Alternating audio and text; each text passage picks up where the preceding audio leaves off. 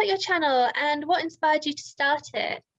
So we started the 1st of October of last year. So we're coming up on a year now, which is so exciting for us. Really what the whole reason we started the channel was I started doing sort of cookie decorating classes for friends of mine, and everyone was saying, oh my god, I love your food, I love how you do this, I love how you do that, I wish you could teach me. And the whole premise was we were going to start a business. So we were thinking, I would do in-home classes and show people how they could make their favorite recipes, or even recipes that they were too afraid to try, bring the ingredients with me and just do a whole session for like a group of friends. And then COVID hit, and obviously we couldn't get into anybody's homes at that point. And so we sort of started the wheels turning, and we thought, we really want to do something that shares my love and my passion for food. And why not make it accessible to everyone? So it kind of just came up that why don't we just make it a YouTube channel? Then everybody can see it. It doesn't have to be in someone's private kitchen. So we jumped in on the 1st of October. That was our first video, chocolate chip cookies, and the video's absolutely terrible. So one day we'll probably redo it. But your first video is never very good. And yeah, that was it. And we've been loving it ever since. That's awesome. And that's so funny because we cringe at our early videos. It's so embarrassing. It's so tempting to remove them, But then it's where you came from. And as much as it's a terrible video, and it really is, if you ever go back and watch it, the recipe is amazing. So I just can't take it off. It was the thing that started the ball rolling.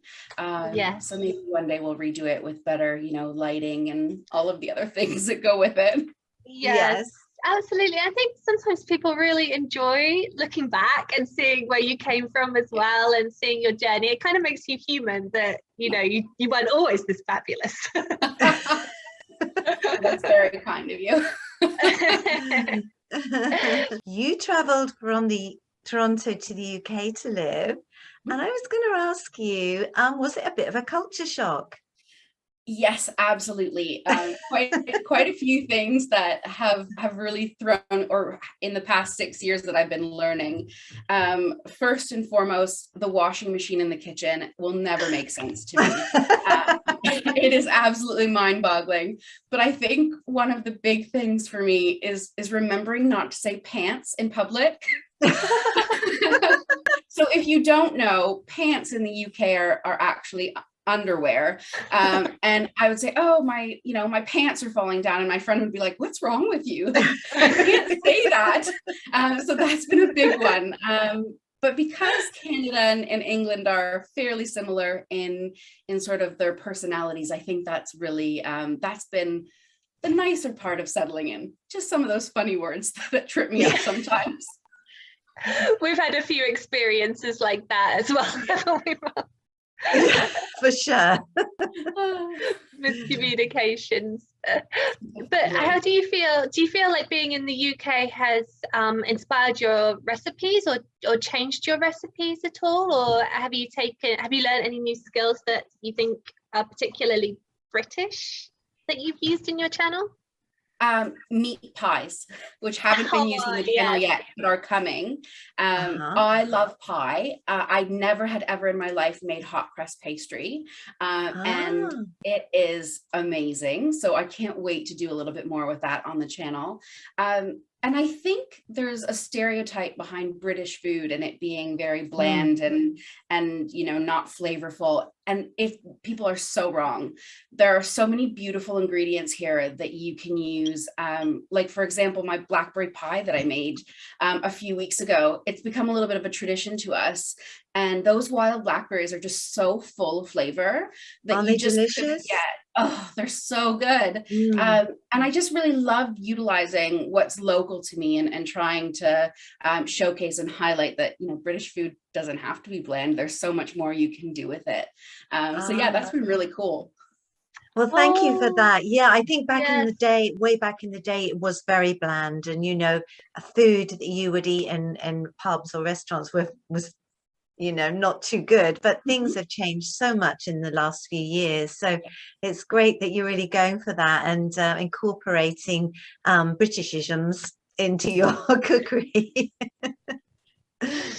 Yeah, and I love that video where you went blackberry picking, because obviously you can see all the nice countryside, and it just made me like, it brought back those memories of doing that when I was like younger with my grandparents. It was quite like a sentimental video. I really enjoyed that one. Got some questions, Molly.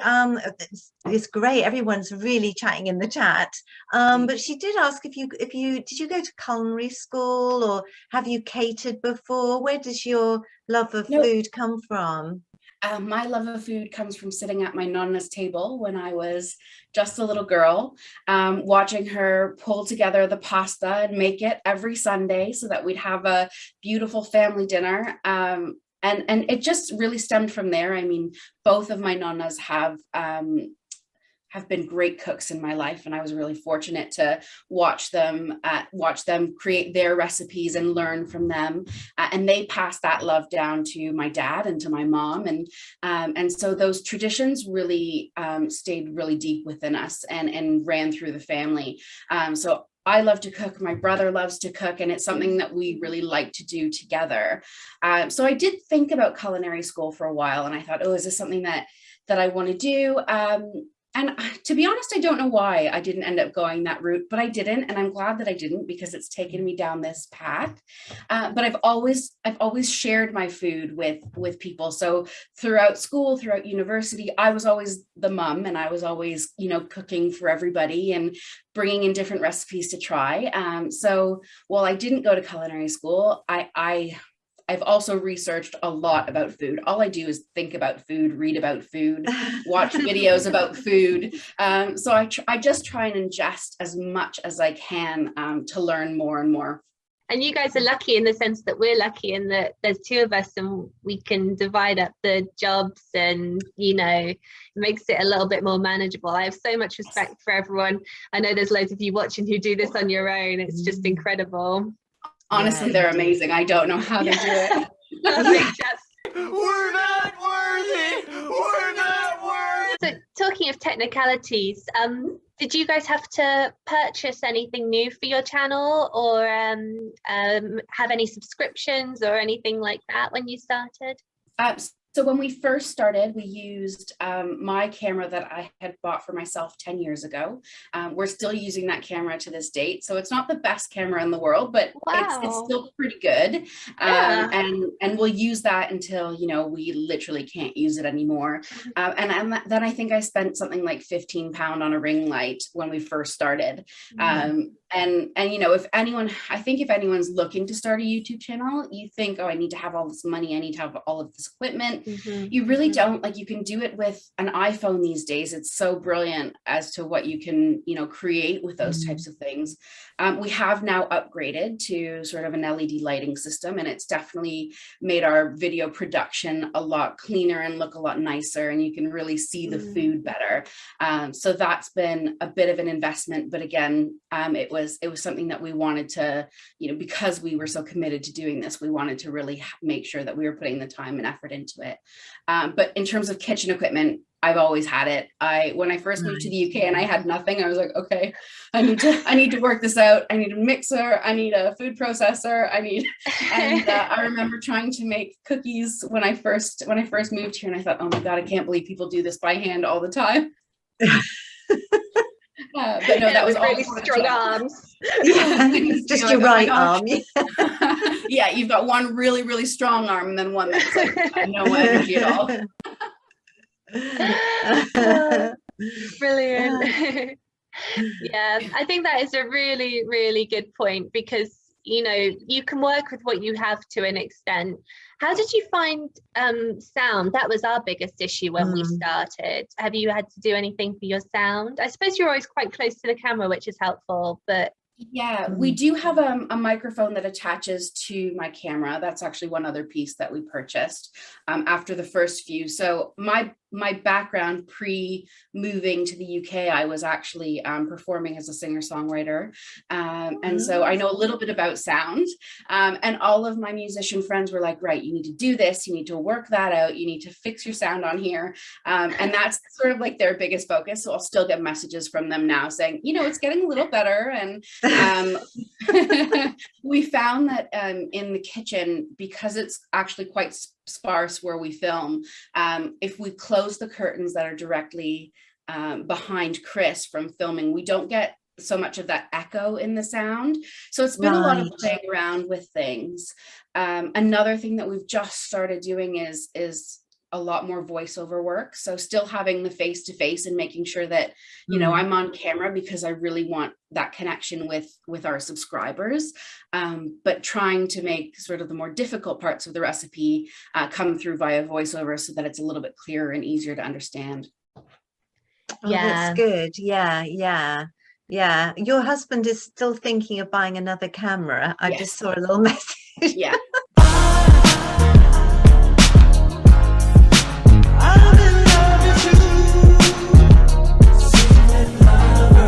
He tells me every day. One day, we saved up for a camera for a while, didn't we, Mum? Because we were using the iPad when we started. We sort of put it towards our Christmas present to each other, and we saved up for a long time for our camera, and we got one camera and it wasn't right. We sent it back, and then we did some more research and we got the camera we have got now. We were so pleased we got it, and so thankful we did, because it's made it such a difference. So it was, for us, it was really worth it, because we were just using an iPad, weren't we, and a phone, but not the best quality phone. Sorry, Lucy, at the time. No offense. I mean, it gets you started, and that's what's important. I think, you know, you can't think of these things as a blocker. You just have to jump in. Yes, exactly. That's so true. Yeah, we didn't want it to be something that was like going to prevent us from doing it. Just exactly. So we have to talk about the cats, because they're in the name of the channel. They must be important. Can you tell us a little bit about Gordon and Kiki? And absolutely. Kiki's having a little nap next to me, so I'm just gonna Chris is just gonna pass her over to me. And you can see her. Here she is, my sweet girl. Oh, sweet. She's so sleepy. Very sleepy. She's such a cuddly girl. My love of cats stems from being very, very small. My first cat was given to me as a Christmas present when I was, I think, 2 or 3. And the love affair started very, very early, so much so that I never wanted to leave him alone. I think he probably hated me. I tried to pull him in the bathtub with me on several occasions. So please don't pull your cats in the bathtub. But the love started very early for cats. And again, when I moved to the UK and I didn't have any cats, it was just such a lonely time. They're just so wonderful. They've got such unique, beautiful personalities, and it didn't take me too long to convince Chris that we needed to have a cat in our life. So we got Zelda, who we lost a few months ago, sadly, but she was just my absolute princess, and I loved her to bits. And then about a year and a half ago now, we got Gordon, and Gordon is our gentle giant. He's very shy. He doesn't like to be on camera, so I usually have to give him a couple of treats before I pull him into the channel, especially for the goodbyes. He's like, yeah, if I'm not getting a treat out of this is not happening. It's not happening. And then Kiki just loves everyone and everything. So we've had her for 2 months now. And she's just such a little sweetheart. She sleeps with us. She's a cuddly, independent girl, and she's just gorgeous. And I think black cats especially, because so many people just have such, bad, horrible thoughts about them, and I just want to make sure that as many of them can be loved as possible, really. Oh, well, if they're all as cute as little Kiki, I'm sure they will be. Cute. Adorable. Yeah. And we always look forward to the goodbyes when the cats come on and they have their little thought bubbles. It's just so cute. We do that. Chris with always Layla comes too. up with the best things for them to say. It's like he's in their brain, I swear. It's like, it does look like it's thinking that. Yeah. I love that. And I think that's, you know, have you found that that's helped people connect with